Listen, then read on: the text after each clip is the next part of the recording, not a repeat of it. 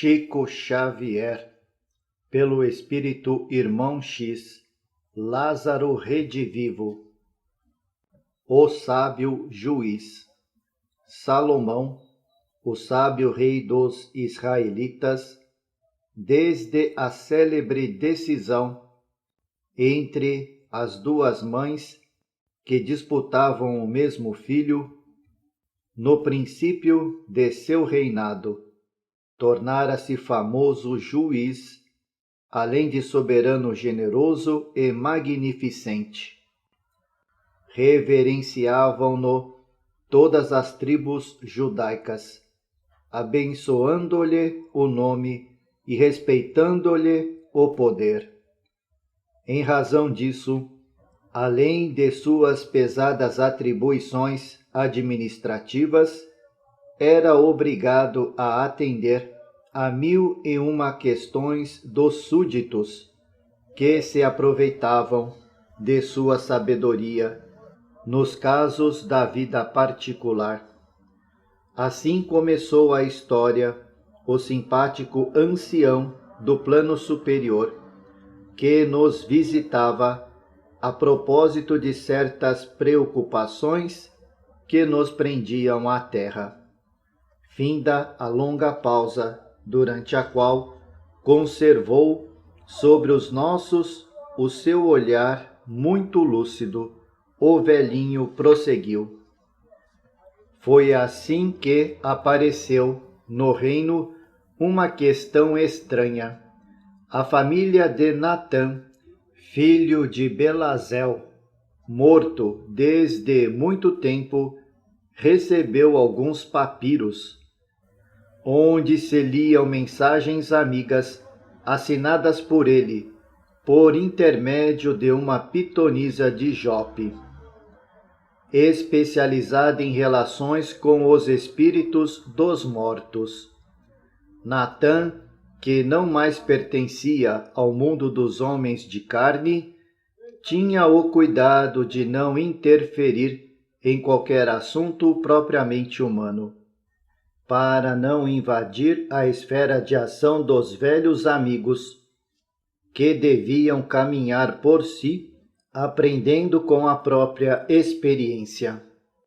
Comentava as realidades espirituais, referindo-se de maneira velada às situações e coisas do novo país a que fora chamado a viver. Entretanto, antigos companheiros seus manifestaram-se absolutamente hostis. Impossível que Natã, patriarca respeitável e amante da lei, voltasse do outro mundo escrevendo aos afeiçoados. Iniciaram-se discussões em tom discreto. Negociantes de cabras e carneiros transportaram o assunto de Jerusalém para a Arábia e da Arábia para a Fenícia. Em vista das grandes dúvidas surgidas, encaminhou-se o problema ao esclarecido critério de Salomão. Os descendentes de Natã exigiam o pronunciamento da justiça em sentença insofismável. O rei examinou o caso e esclareceu que precisava tempo para decidir. Sentia-se espantado. Resolvera já muitos processos de herança e partilha, onde os mortos compareciam como ausentes em definitivo e sem representantes legais, mas nunca lhe surgira um problema em cuja solução devesse considerar direitos e obrigações daqueles que haviam atravessado o horizonte sombrio da morte. Por isso, estudou e meditou dias e noites, ponderando sobre a reclamação à vida. Poderia, de fato, emitir um laudo declaratório? Como decidir uma pendência em que havia partes interessadas no outro mundo? Seria razoável considerar apenas o direito dos súditos vivos? E os súditos que haviam partido para a morte, confiantes na justiça do reino? O morto, certamente, dera o conteúdo dos papiros à pitonisa de Jope, sem qualquer constrangimento, e por sua espontânea vontade. Seria crime obsequiar alguém? Como impedir no mundo o sagrado direito de dar? Extinguir o intercâmbio da amizade entre as almas seria o mesmo que interromper o curso das bênçãos divinas. Jeová, o magnânimo Senhor, não dava ao seu povo misericórdia e saúde, fortaleza e esperança todos os dias? Muitos áulicos do palácio exigiram-lhe perseguições à pitonisa, porque essa cometera a falta de receber as dádivas de um amigo morto. Outros vieram rogar para que o rei, poderoso e sábio, em vez de uma declaração, emitisse sentença condenatória. As supostas mensagens, segundo a lei do povo escolhido, não passariam de miserável embuste. Salomão, porém, sabia que, apesar da severa proibição do Deuteronômio, que vedava o comércio com os mortos, Saul, antecessor de Davi, seu pai, fora consultar uma pitonisa em Endor, antes da batalha de Gilboé, junto da qual recebera preciosas verdades do espírito de Samuel. Em são juízo, portanto, a ninguém podia condenar.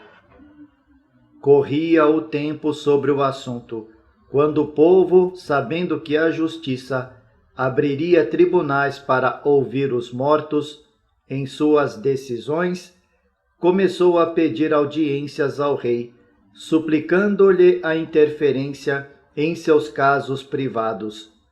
A viúva de Calebe, filho de Jefté, rogava que o esposo falecido viesse renovar o testamento, expulsando os sobrinhos da velha propriedade. Eliezer, filho de Josué, o coxo, queria que o espírito de seu pai repartisse de novo os camelos de que o seu irmão Natanael se havia apropriado indebitamente. Jeroboão, velho patriarca da tribo de Issacar, pediu que o grande juiz ouvisse sua mulher já falecida, relativamente aos legados que pretendia deixar para os seus 8 filhos. Efraim, filho de Matatias, o mercador de jumentos, desejava que a alma de seu avô regressasse do além para esclarecer a situação do seu genitor, deserdado pela cupidez dos parentes, e até Zarifa, mulher de Jeremias, filho de Eber, veio suplicar uma informação do outro mundo sobre quem seria o pai de Ruth, a pequenina enjeitada à sua porta. Salomão, por mais 30 dias, concedeu audiências incessantes e recebeu as mais estranhas rogativas, acabando por compreender que a justiça humana era organizada para pessoas humanas e que, de modo algum, deveria invadir os extensos e misteriosos domínios da morte, sob pena de complicar todos os assuntos da vida, incentivando angústias e tormentos da humanidade. Em razão disso, com grande surpresa, para os súditos irrequietos, devolveu os papiros aos descendentes de Natã, esclarecendo que a justiça era um templo sagrado e não podia constituir-se em órgão de consultas sem interesse fundamental para a vida dos homens. Calara-se o ancião, mas nós outros, que lhe escutávamos a história, atentos à sua palavra cheia de luz, indagamos involuntariamente. Afinal, que disse o rei aos sábios de seu reino? No fundo, qual era de fato a sua opinião? O velhinho sorriu com inteligência e acentuou.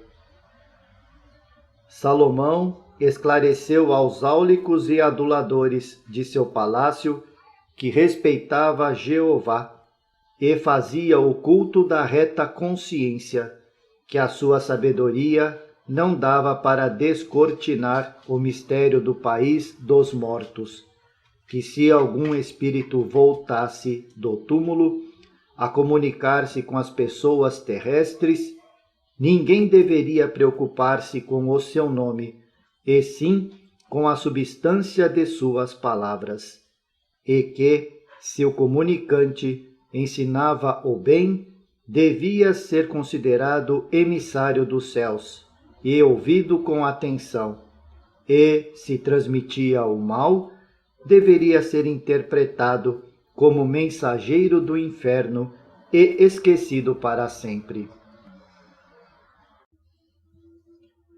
Chico Xavier, pelo Espírito Irmão X. Lázaro redivivo. Advertência fraterna. Meu amigo, pede você uma notícia do país onde vivo agora. Não à maneira do turista desocupado, mas como aprendiz atencioso dos mistérios da vida. É quase impossível satisfazer-lhe a curiosidade. Ante o carinho da solicitação, lembro-me dos amigos que iam à Europa, saboreando expectativas e novidades.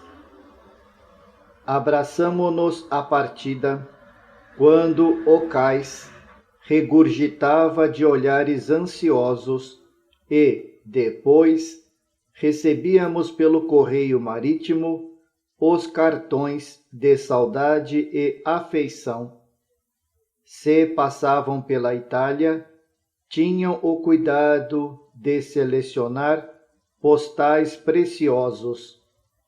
Enviavam-nos aquarelas do Vaticano ou fotografias encantadoras, onde figurassem os pombos de São Marcos. Da França, mandavam-nos belas gravuras alusivas aos monumentos históricos, relacionando museus e castelos, praças e jardins. Da Suíça, remetiam-nos invariavelmente as deliciosas e alvas paisagens de neve. Não podíamos gozar-lhes a companhia na contemplação da Torre de Pisa ou do Lago de Como. Entretanto, para compreendê-los, possuíamos igualmente as nossas torres, museus, pássaros e lagos. Ao regresso, abraçávamo-nos de novo, ouvindo-lhes as narrações, encantados e felizes. Voltavam sempre, tomados de profunda admiração e cheios de projetos grandiosos. Alguns chegavam a intentar mentalmente a transformação imediata da Candelária num templo análogo à Abadia de Westminster, a fim de recordarem a passagem por Londres. Outros idealizavam novas ruas para o seu bairro, idênticas às grandes artérias que se comunicam com o Arco do Triunfo, em Paris. Aos poucos, porém, esqueciam-se do primeiro assombro e reajustavam-se ao café humilde, ao bonde acessível e aos edifícios menos suntuosos. Entre nós, porém, meu amigo, a distância e as condições não se igualam às que separam Lisboa do Rio de Janeiro. É muito diferente a situação. Exprimindo-me com franqueza, não disponho nem mesmo de recursos para dizer-lhe a longura em que me encontro. Os astrônomos terão meios de alinhar números, fornecendo informes das medidas macrocósmicas, e os bacteriologistas dispõem de aparelhos com que demonstram as atividades do plano infinitesimal. Mas o homem desencarnado ainda não pode contar perante vocês com a precisa facilidade de expressão. Movimentamo-nos no sublime universo, que somos nós mesmos, e as surpresas são tantas e tamanhas que, a rigor, não temos, por enquanto, o vocabulário imprescindível à moldagem verbal das sensações diferentes. Não tenho cartões postais, nem pinturas, com que possa transmitir-lhe as informações desejáveis. Tenho apenas ideias que lhe envio à mente generosa pelo telégrafo mediúnico. E, devendo aproveitar os pensamentos e concepções que você possui para fazer-me compreendido, é quase inútil que eu lhe descreva meu novo campo residencial. Seu sentimento amigo, talvez, entendesse algum dos conceitos novos relativamente à vida eterna do espírito imortal, mas o seu raciocínio cerrar-me-ia a porta. A razão, de fato, é uma luz na consciência humana, mas, por vezes, converte-se num cérbero feroz, a exercer terrível controle sobre o coração. Sei, contudo, que o seu interesse por minhas notícias prende-se, acima de tudo, à sua própria situação. Você reconhece que o seu destino será igual ao meu e que, talvez, não tarde o instante em que deverá tomar aquele mesmo carro incensado de flores que me transportou os despojos para a mansão do silêncio. Já que minha alma tomara o passaporte devido para a misteriosa e bela região que hoje me serve de moradia. Em razão disso, tomo a liberdade de sugerir-lhe que procure um roteiro para a viagem, antes de buscar qualquer emoção do noticiário. Sua necessidade fundamental, no momento, não é a de informar-se quanto às revelações daqui, mas a de preparar-se convenientemente para vir. Diminua as suas bagagens de natureza terrestre. É este o meu conselho inicial. Quando abandonei a margem de onde você me escreve, tripulei, eu sozinho, o salva-vidas que a providência me atirou por misericórdia, e cerquei-me de alguns pequenos tesouros que desejava conservar a qualquer preço. Separara-me sem esforço de certos patrimônios materiais que mantinha como valiosos triunfos, mas algumas joias e lembranças ficariam, por fim, para enriquecimento de meu coração. Todavia, fui compelido a abandoná-las também, a fim de chegar aqui convalescente e esperançoso. Até mesmo os mais leves anéis que eu guardava nos dedos, fui obrigado a atirar as águas pesadas do esquecimento para sobreviver. Diz você que os espíritos desencarnados pregam demasiadamente a virtude a que se referem, provavelmente em excesso, à caridade, à fé e ao amor cristão, e, por isso, deseja noticiário daqui mais preciso e concreto. Que adianta, porém, falar de um país que vocês não compreendem agora e para o qual todos os homens se destinam de maneira fatal, sem prepará-los para a grande viagem? Não será mais lógico induzi-los a pensar nos cuidados do presente para que o futuro lhes seja favorável? Desse modo, eu não posso, em respondendo a você, deixar de recorrer às mesmas imagens dos meus companheiros, que já se encontram igualmente neste lado. Faça o bem quanto seja possível, conserve a retidão da consciência e renda-lhe culto diário, sobretudo se deseja um aviso mais exato. Desamarre o coração, cortando os liames que o prendem à esfera das paixões inferiores, antes de soar o seu toque de partir. Não se descuide, trace o seu roteiro e siga-o. Não perca tempo, rogando orientações nesse sentido, porque todos nós possuímos o padrão do Cristo. Atenda ao preparo indispensável, porquanto, dentro de algumas semanas, possivelmente, estarás também conosco, sem coragem de fornecer noticiário a ninguém.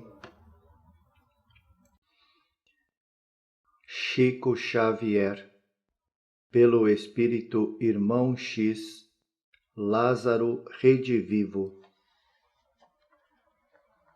No estudo da fé.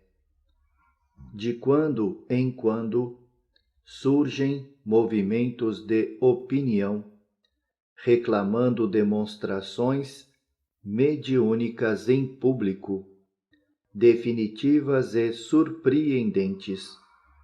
As almas dos mortos deveriam comparecer, segundo a expectativa de muita gente, perante assembleias compactas, oferecendo palpites a ociosos ou personificando os mágicos de todos os tempos. Quando não pudessem fazer escamoteações ou provocar gargalhadas na assistência, seriam obrigadas a representar novos dramas no reencontro com os familiares, em situações patéticas e dolorosas, arrancando lágrimas aos crocodilos da indiferença. E, apressados, são muitos os curiosos que exigem o espetáculo. Alguns mais palavrosos recordam Tomé, o discípulo investigador, e explanam a necessidade de negar sistematicamente. Todavia, para o grande número dos que se julgam com o direito de aparecer como apóstolos inquiridores, não há um só desencarnado, consciente das obrigações próprias, com bastante audácia para tentar a personificação de Jesus Cristo em cópia grotesca e injustificável. Os pobres amigos da inquietação destrutiva dizem-se procuradores da fé, exigem-na exasperados, desejam acreditar na vitória da vida sobre a morte, querem certificar-se da sobrevivência, mas não encontram as provas que solicitam. Na azáfama das reclamações descabidas, acusam pessoas honestas e respeitáveis. Os médiuns, no conceito deles, não passam de embusteiros e os cooperadores da causa das verdades espiritualistas são simplesmente papalvos que engoliram o conto. Habituados ao culto externo das religiões amigas da letra, que não lhes pedem senão algumas esmolas aos sábados e algumas orações labiais aos domingos, acreditam que bastariam um grande espetáculo com espíritos materializados a fim de se sentirem senhores absolutos da revelação divina.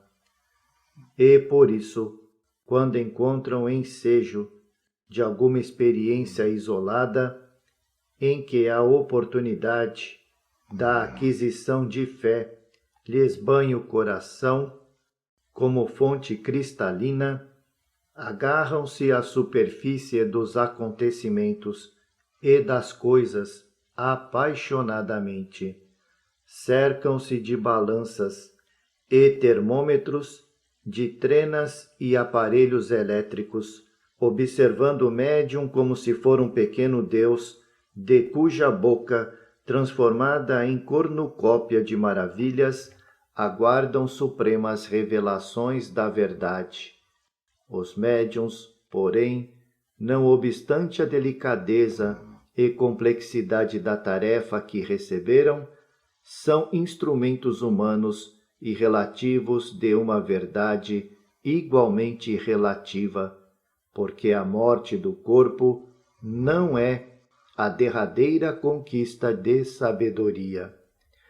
Desiludidos na expectativa injusta, os pioneiros da investigação retiram-se desalentados e confundidos por si mesmos.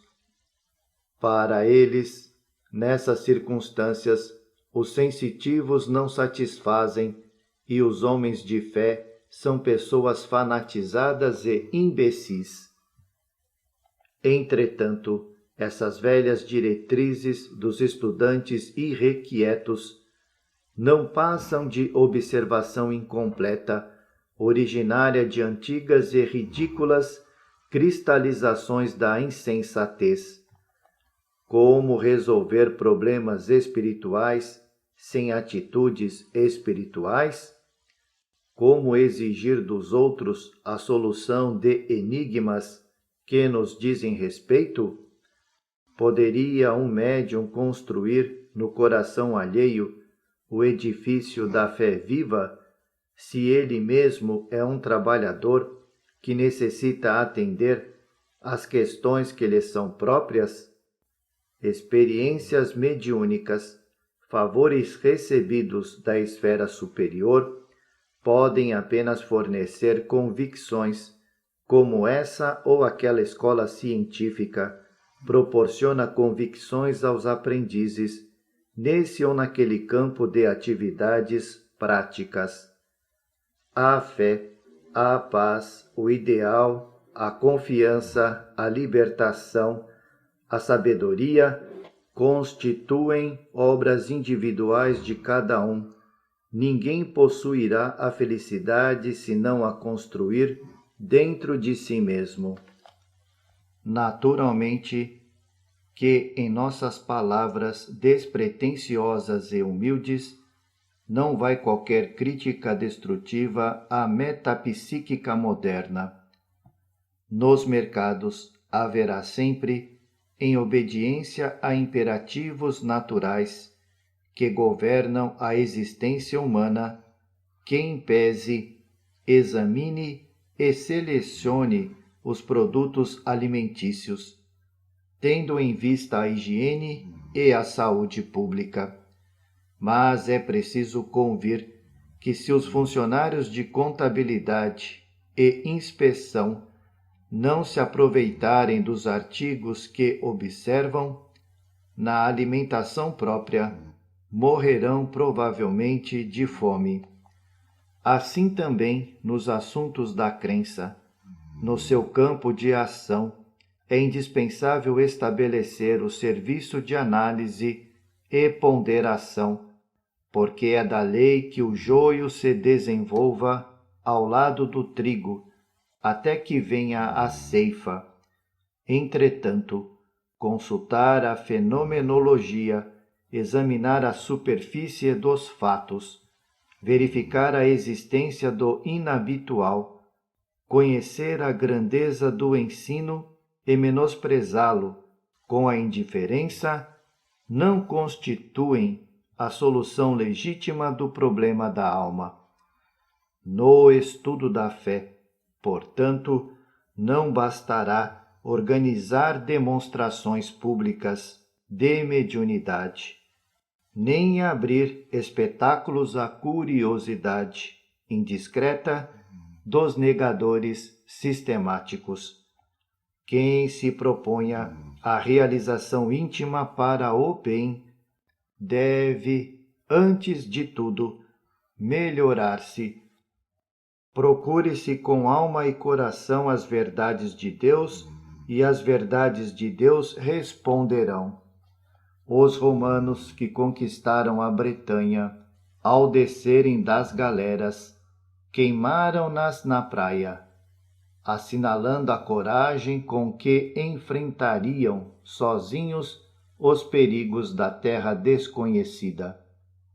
Quem não destruir as naus do preconceito, da opinião pretensamente infalível e da crítica precipitada, ante o novo continente de sabedoria que o Espiritismo descortina ao homem, a fim de lutar com os recursos próprios, pela aquisição de valores eternos, sem comunicação com o plano inferior de que procede, dificilmente poderá alcançar a sublime vitória da conquista de si mesmo.